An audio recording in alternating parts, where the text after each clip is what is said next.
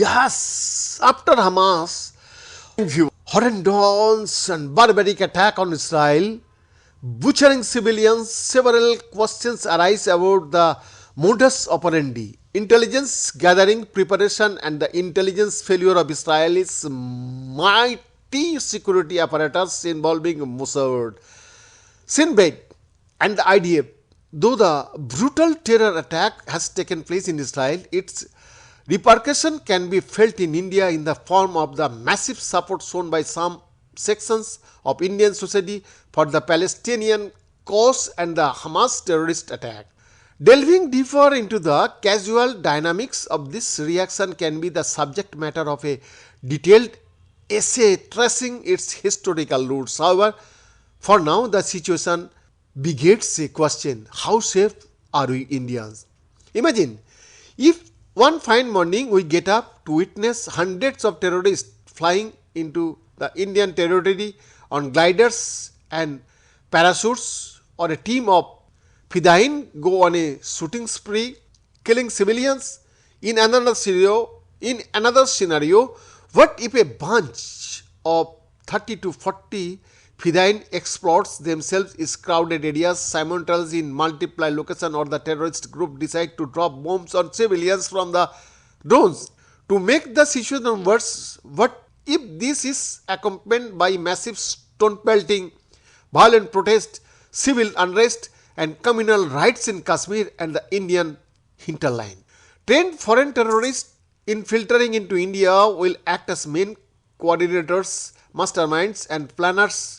In this devastation, the disguised sleeper cells will provide timely intelligence. Violent mobs will have the police station as their first targets, from where they will run away with weapons. After the first lethal terror attack followed by communal rioting, by the time the government reacted, thousands of civilians would already have died.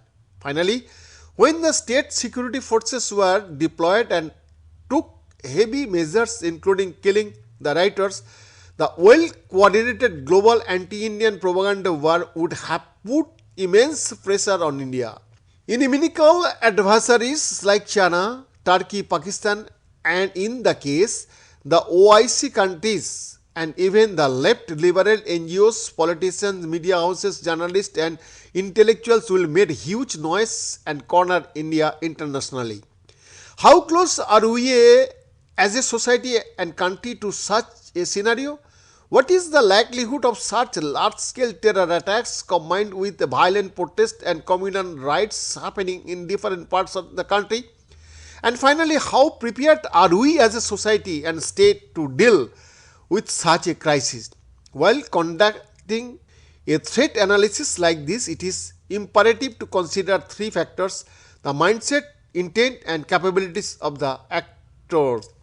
Beginning with the mindset and intent, reason that currently India is going through intense jihadi radicalization, particularly among the youth.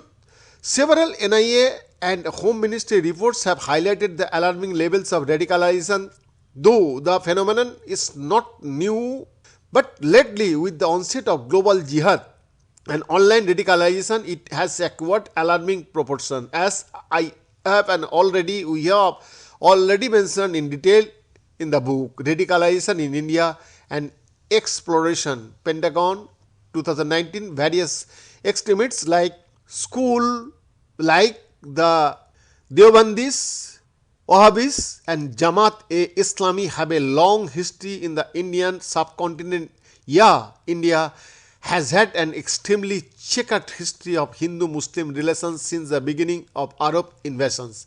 Charting out the details of Hindu-Muslim frictions anonymously and riots is not the main focus of this article. However, suffice it to mention that due to communal hatred, India has already gone through one partition.